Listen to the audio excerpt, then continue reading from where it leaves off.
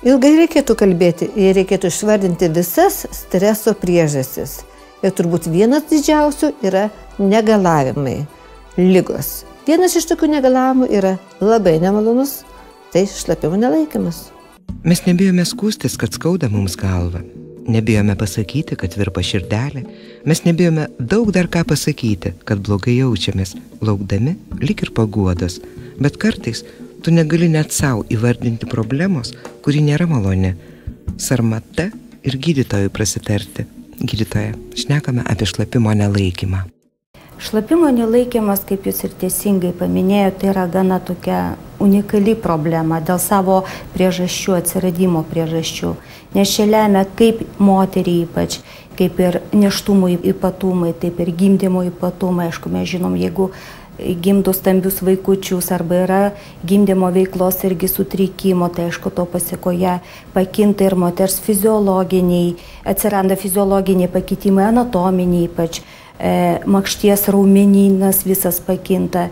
Žinoma, gali sąlygoti šią problemą ir psichovegetaciniai irgi visi dirgikliai. Pažiūrėkite, dar jaunystėje ateina moteris ir pasako, daktarė, atsimenu dar studijų laikų, prieš egzaminą kažkoks toks diuretinis poveikis, visada liktai neseniai, bet vis tiek atsiranda tas keistas noras, tiesa. O žinoma, brandaus amžiaus moteriam šita problema ypač išryškėja, nes būtent dėl hormonų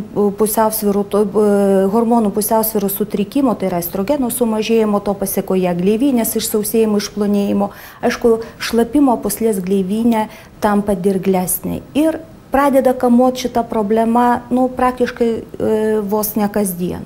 Moteris iš karto adaptuojasi, bando paslėpti šitos negalavimus, slepia nuo artimųjų, slepia nuo vyro, žinoma, dėl to ir lytinio gyvenimo kokybė pradeda jau prastėti, vengia kelionių, vengia viešumos, jinai kažkaip izoliuojasi ir jaučiasi labai dažnai vieniša. Bet matyt, jinai neranda būdų, kaip tą problemą galima įspręsti. Ar ją galima įspręsti? Galima įspręsti, galima. Klauskite apie viską, iš tikrųjų. Tad klausėme mes moterys, daktarė, kaip pagelbėti savo, kaip švelniai padėti? Žinoma, pradėti niekada nereikia nuo tų tokių sudėtingų, sunkių kažkokių intervencijų arba jau nuo vaistų. Pradedam nuo pačių elementariausių, aišku, fizinių pratimų, mes irgi duodam rekomendacijas. Ir aišku, specifiniai medikamentiniai preparatai, tačiau mes turim ir labai unikalius žolinius preparatus, kurie, iš tikrųjų daro stebuklą. O ką konkrečiai jie daro? Žinot, jie veikia iš tikrųjų visapusiškai organizmą. Ir tiesa, noriu pabrėžti, veikia ne tik moteriai padeda, nes šita problema dažna būna ir vyram. Vienas iš tokių preparatų unikalių, tai yra preparatas urilanas. Maisto papildo urilanas sudėtis yra tikrai labai plati. Čia įeina ir moliūgas, ir drebulė, ir dirvinis asiūklis, taip pat čia yra jonažolė. Būtent šitie komponentai ir turi pagrindinį veikimą. Tai yra sumažina šlapimo pūslės dirglumą, taip pat stiprina šlapimo pūslės sfinkterį, tai yra raumenį. Dirvinis asiūklis pasižymi šlapimą varančiomis savybėmis. Tad šlapimo pūslė pilnai įsituština ir žmogus rečiau vaikšto į tualetą.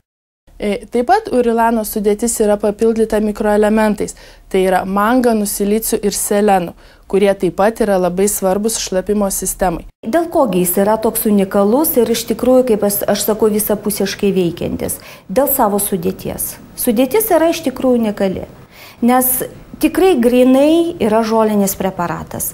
O jeigu žolinis, ir aišku, yra dozė subalansuota taip, kad jis būtų ir veiksmingas. Netgi nepradėjus antibiotiko terapijos, jeigu laiku paskyrus šį preparatą, mes galime išvengti pasekmių. Taigi, maisto papildas urilanas šlapimo pūslės raumenų tonusui palaikyti, o kartu padeda palaikyti gerą šlapimo sistemos funkcionavimą.